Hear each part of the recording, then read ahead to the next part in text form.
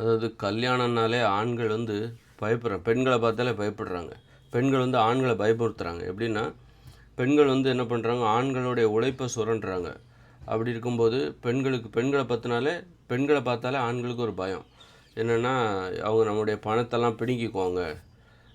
அதனால என்ன பண்ணுறான், அவன் காதலிக்க மாட்டேன்றான். ஏன் இங்கே காதல்லாம் இல்லை பார்த்தீங்கன்னா, இந்தியாவில் ஏன் காதல் வந்து இல்லை அப்படின்னா, காதல்னாலே பெண்களுக்கு நம்ம நிறைய செலவு பண்ணணும். அதுக்கு எதுக்கு அதெல்லாம் நம்மளால் முடியாது. காதல்ங்கிறது இங்கே வந்து ஒரு செலவு மிகுந்த ஒரு நடைமுறையாக மாறிவிடுகிறது. ஏன் பெண்கள் அங்கே கூட்டிகிட்டு போங்க, என்ன இங்கே கூட்டிகிட்டு போங்க, ஏன் நீயா போயிட மாட்டியா அப்படின்னு ஏன் கேட்குறாங்க தெரியுமா? அந்த செலவு, ஏன்னா அவன் தானே செலவழிக்க போகிறான். அதனால் அவன் என்னை அங்கே கூட்டிகிட்டு போ, படத்துக்கு கூட்டிகிட்டு போ, கடற்கரைக்கு கூட்டிகிட்டு போ, நீ என்னை எங்கேயாவது கடற்கரைக்கு கூப்பிட்டு போயிருக்கியா, எங்கேயாவது படத்துக்கு ஏன் கூப்பிட்டு போயிருக்கியா அப்படின்னு ஏன் கேட்குறாங்க? ஏன்னா எங்கே கூப்பிட்டு போனாலும் செலவுங்கிறது ஆணுடையது. அதுவே வந்து ஒரு பெண் வந்து செலவுகளை பகிர்ந்துக்கிறான்னு வச்சுக்கோங்க. ஒரு ஆண் வந்து தனது ஃப்ரெண்டோட வெளியில் போகிறான் அப்படின்னு, நண்பனோட வெளியே போகும்போது செலவுகளை பகிர்ந்துப்பாங்க. அவன் கொஞ்சம் செலவு பண்ணுவான், இவன் கொஞ்சம் செலவு பண்ணுவான், எதாக இருந்தாலும் ஷேர் பண்ணிப்பாங்க, பகிர்ந்துப்பாங்க. ஆனால் பெண்ணை கூட்டிகிட்டு போகும்போது செலவுங்கிறது ஆணோட தான்.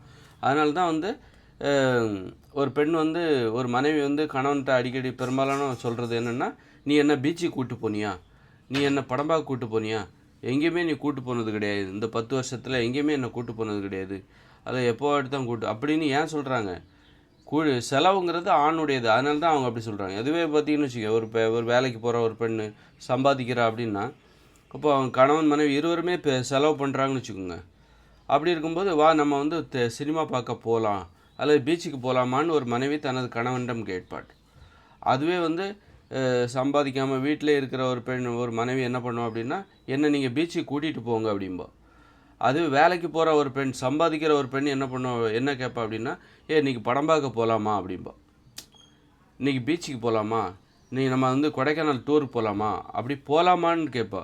அதுவே வந்து வேலைக்கு போகாத ஒரு பெண் என்ன பண்ணுவோம் அப்படின்னா, என்ன கொடைக்கானல் கூட்டிகிட்டு போங்க, என்ன பீச்சுக்கு கூட்டிகிட்டு போங்க, என்ன சினிமாவுக்கு கூட்டிகிட்டு போங்க அப்படிங்கிற அந்த அந்த வார்த்தை இருக்குல்ல, அதற்குள்ளே என்ன இருக்குது அப்படின்னா, செலவு எல்லாமே ஆண்களுடையது.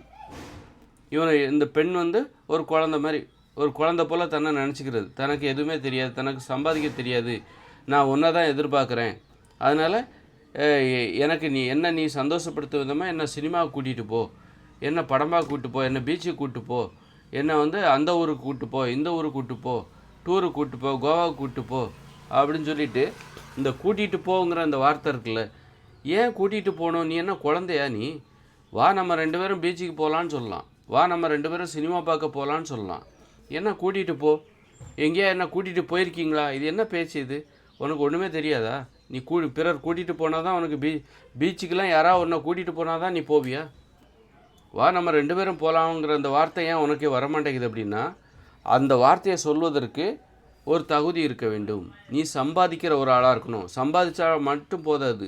சில பெண்கள் சம்பாதிப்பாங்க, செலவுக்கு ஆண்களிடமிருந்து காசு கேட்பாங்க.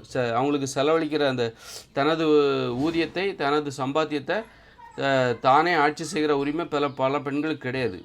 ஏடிஎம் கார்டு ஆண்கள்கிட்ட தான் இருக்கும். அதனால் அப்போ அந்த பெண்களும் என்ன பண்ணுவாங்க, வேலைக்கு போனால் கூட தன் கணவன்கிட்ட என்ன சினிமாவுக்கு கூப்பிட்டு போ, என்ன பீச்சுக்கு கூப்பிட்டு போ அப்படின்னு தான் சொல்லுவாங்க. அதனால் பெண்கள் தங்களுடைய சம்பாத்தியத்தை தாங்களே ஆட்சி செய்ய வேண்டும், தாங்களே நிர்வகிக்க வேண்டும், தாங்களே செலவழிக்க வேண்டும். ஒரு குடும்பத்துக்குன்னு ஒரு அமௌண்ட்டை கொடுத்துட்டு உனக்குன்னு ஒரு அமௌண்ட்டு தனியாக எடுத்துக்கணும். அதுபோல் ஒரு ஆணும் குடும்பத்துக்குன்னு ஒரு அமௌண்ட்டு கொடுத்துட்டு தனக்குன்னு ஒரு அமௌண்ட்டை எடுத்துக்கணும். அப்போ தான் வந்து வாங்க 2 பேரும் பீச்சுக்கு போகலாம், 2 பேரும் படம் பார்க்க போகலாமா, நீ படம் பார்க்கலாமா, புது படம் ரிலீஸ் ஆகுது போய் பார்க்கலாமா அப்படின்னு 2 பேருமே அந்த அதில் ஒரு தற்சார்பு இருக்குதுன்னு வச்சுக்கோங்களேன். பிறர் இந்த குழந்தைத்தனம் இதில் ஒரு அறியாமைங்கிறது இல்லாமல் இருக்கும், ஒரு அடிமைத்தனங்கிறது இல்லாமல் இருக்குதுன்னு வச்சுக்கோங்க. அதனால் இந்த மாதிரி தான் திட்டமிடணும். அது எப்படின்னா, ஒரு கணவன் மனைவி இன்றைக்கி படம் பார்க்க போகலாமா, இன்றைக்கி ஹோட்டலில் போய் சாப்பிடலாமா, அல்லது பீச்சுக்கு போகலாம் அப்படி திட்டமிடணும். அது இந்த மாதிரி திட்டமிடணும். எந்த மாதிரினா, ஒரு மனைவி வந்து என்ன பீச்சுக்கு கூப்பிட்டு போ, அங்கே கூப்பிட்டு போ இப்படி சொல்லக்கூடாது. அப்போ அவங்களுக்கு வந்து அந்த அளவுக்கு அறியாமையில் இருக்காங்க, உலகத்தை பற்றின அறிவு சுத்தமாக இல்லை, தன்னை ஒரு அப்பாவியாக காட்டிக்கிறாங்களாம். தனது கணவனிடம் தன்னை ஒரு அப்பாவியாக காட்டிக்கிறாங்க, எனக்கு எதுவுமே தெரியாது, நான் ரொம்ப நல்ல பொண்ணு அப்படின்னு காட்டிக்கிறாங்க. அதனால தான் எனக்கு நீ கூப்பிட்டு போனால் தான் நான் பீச்சுக்கே போக முடியும், நீ கூப்பிட்டு போனால் தான் எனக்கு சினிமாவே, பாரியா எவ்வளோ அறியாமல் ஒன்றுமே தெரியாமல் இருக்கா, நாம் கூட்டிகிட்டு போனோம் ஒரு பொம்மை போல் தன்னை வந்து ஒரு கணவனிடம் காமிச்சு, நான் எவ்வளோ நல்ல பொண்ணு பார்த்தியா அப்படிங்கிற சர்டிஃபிகேட்டை கணவன்கிட்டருந்து வாங்குகிற நோக்கம்தான் என்ன பீச்சுக்கு கூப்பிட்டு போ, படம்பாக கூப்பிட்டு போன்னு சொல்கிறது காரணம்.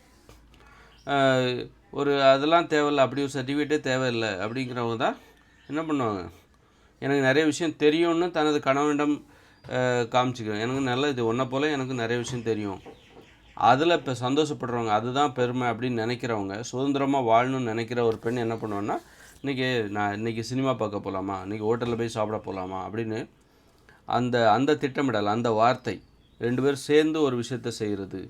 உனக்கும் தெரியும் எனக்கும் தெரியும், அந்த மாதிரியான ஒரு என்ன பீச்சுக்கு கூப்பிட்டு போ, படமாக கூப்பிட்டு போன்னு சொல்கிறவ என்ன பண்ணுறா அப்படின்னா, எனக்கு எதுவுமே தெரியாது, நான் ஒரு அப்பாவி, நான் ஒரு இன்னசென்ட்டு, எனக்கு வேலைக்கு போ அப்படின்னு சொல்லிவிட்டு பொறுப்புகள்லேருந்து தப்பிச்சு வீட்டிலே சும்மா உட்காந்துட்டு டிவி பார்க்குறது, வீட்டில் உள்ள வேலைகளை செஞ்சுக்கிட்டு வீட்டிலே டிவி பார்க்குறது.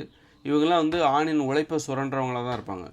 ஏன்னா எனக்கு எல்லாம் தெரியும், உன்னை போல் எனக்கு எல்லாம் தெரியும் அப்படின்னா எங்கே அப்புறம் வந்து ஒரு ஆண்களை போல் பணம்னு வெளியிலே சுற்ற வேண்டிய ஆகிடுமோ, குடும்ப பொருளாதாரத்தை எல்லாத்தையும் தூக்கி நம்ம தலையில் வச்சுருவானோ அந்த ஆண் அப்படின்னு நினச்சிட்டு கூட அந்தப்படின்னு நினச்சிட்டு அந்த பெண் என்ன பண்ணுவாங்க, தனக்கு எதுவுமே தெரியாதுப்பா, வெளி உலகத்தை பற்றி எனக்கு எதுவும் தெரியாது, பணம் சம்பாதிக்கிறதெல்லாம் எனக்கு தெரியாது, பணத்தை சம்பாதிக்கிறதுக்கு வேலைக்கு போகிறதெல்லாம் எனக்கு தெரியாது, அதெல்லாம் உனக்கு தான் தெரியும், நீலாம் ஆம்பளை, அதெல்லாம் எங்களுக்கு தான் என்ன தெரியும் அப்படின்னு சொல்லிட்டு, ஏங்க என்ன சினிமா கூப்பிட்டு போங்க அப்படிம்பாங்க, ஏங்க என்ன படமாக கூப்பிட்டு போங்க, பீச்சுக்கு கூப்பிட்டு போங்க அப்படின்னுவாங்க, ஹோட்டல் கூப்பிட்டு போகிறீங்களா அன்றைக்கி, எனக்கு என்ன நீங்கள் ஹோட்டல் கூப்பிட்டு போகிறீங்களா அப்படின்னுவாங்க.